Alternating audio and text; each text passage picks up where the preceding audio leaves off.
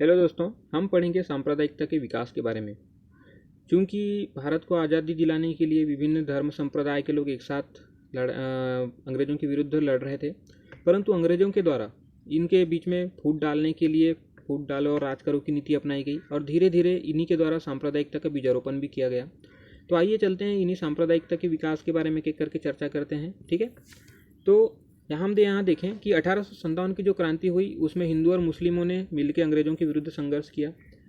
और परंतु जब 1857 की क्रांति की दमन चक्र के द्वारा अंग्रेज़ों के द्वारा इसको ख़त्म कर दिया जाता है, तब अंग्रेज़ मुस्लिमों के विरुद्ध भेदभाव करते हैं। क्योंकि इस समय जो नेतृत्व करता रहते हैं मुग़ल बादशाह, तो उनको देखते हुए मुस्लिमों के विरुद्ध अंग्रेज़ों का एक नया भेदभाव नीति उत्पन्न होता है। ठीक है, परंतु जब 1885 में कांग्रेस की स्थापना होती है और उसकी लोकप्रियता धीरे धीरे बढ़ने लगती है, तो अंग्रेज़ों के द्वारा मुस्लिमों और कांग्रेसों अर्थात हिंदुओं के बीच में फूट डालो और राज करो की नीति का पालन किया गया।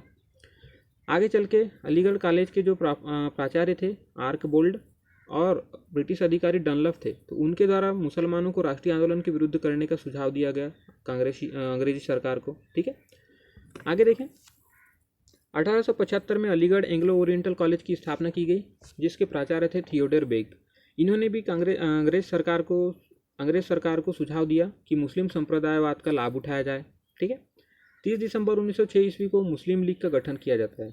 ये किया जाता है सलीमुल्लाह खान जी के द्वारा ढाका में। ठीक है, जो कि वर्तमान बंगाल कहना चाहिए बांग्लादेश की राजधानी है, और इसके सर्वप्रथम अध्यक्ष भी रहते हैं। इसका उद्देश्य रहता है भारतीय मुसलमानों को ब्रिटिश सरकार के प्रति भक्ति उत्पन्न करना। ठीक है, चूँकि 1857 की क्रांति के बाद अंग्रेज़ों के द्वारा मुस्लिमों के प्रति काफ़ी भेदभाव की नीति अपनाई जाती है, तो उसी को देखते हुए सलीमुल्लाह खान जी के द्वारा भारतीय मुसलमानों में ब्रिटिश सरकार के प्रति भक्ति उत्पन्न करने के लिए और राजनीतिक व अन्य अधिकारों की रक्षा करने के लिए, अर्थात भारतीय मुसलमानों के जो अधिकार होते हैं अंग्रेज़ों के द्वारा उनको कुचला जाता रहता है, तो उसकी रक्षा के लिए ही इस मुस्लिम लीग का गठन किया जाता है। आगे देखें, 1909 का जो पार्लियामेंटो सुधार आया, वहाँ पे सांप्रदायिकता के बारे में हम चर्चा करें तो सांप्रदायिकता के यहाँ पे भी बीज देखने को मिलते हैं।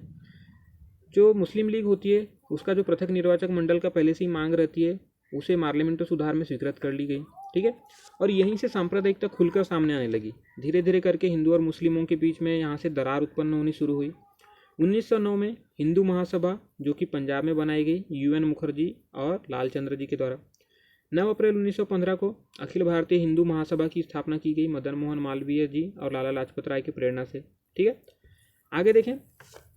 1925 ईस्वी में राष्ट्रीय स्वयंसेवक संघ की स्थापना की जाती है नागपुर में KB हेडगेवार जी के द्वारा। 1932 में कम्युनल अवार्ड मुस्लिम संप्रदाय की सारी बातें मान ली जाती है। कम्युनल अवार्ड के द्वारा उनको पृथक निर्वाचक मंडल दे दिया जाता है। ठीक है, परंतु 1937 का जो चुनाव होता है उसमें मुस्लिम लीग जो है काफ़ी करारी हार होती है इस चुनाव में। और इसके बाद चूंकि उनको दूसरा कोई मुद्दा ढूंढना होता है जो राष्ट्रीय स्तर पे, तो पाकिस्तान का मांग उठाने का इन्होंने मुद्दा ढूंढ लिया। ठीक है, तो मुस्लिम लीग के द्वारा पाकिस्तान की मांग का मुद्दा उठाया जाता है। 1904 ईस्वी में लीग में पाकिस्तान प्रस्ताव पारित भी हो जाता है।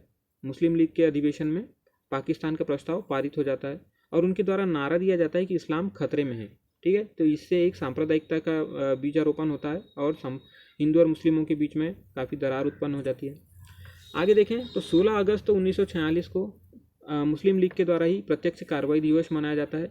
अगर इस समय देखें तो संप्रदायवाद का चरम स्तर रहता है, अर्थात मुस्लिमों को अब ये मुस्लिम लीग के द्वारा चूँकि प्रत्यक्ष कार्रवाई दिवस की बात की जाती है, तो इसमें यह भी समझ नहीं होता है कि जो लोग हैं वो इनके भी अपने रहते हैं, क्योंकि भारत में ही ये निवास करते रहते हैं। हिंदू और मुस्लिम के नाम पे ये प्रत्यक्ष कार्रवाई दिवस में एक दूसरे को मारने लगते हैं। ठीक है, तो ये जो समय होता है वो सांप्रदायिक के चरम स्तर का समय होता है और इस प्रकार सांप्रदायिकता के आग में ही जल के देश का विभाजन हो जाता है। 1947 में पाकिस्तान और हिंदुस्तान 2 राष्ट्र का निर्माण होता है।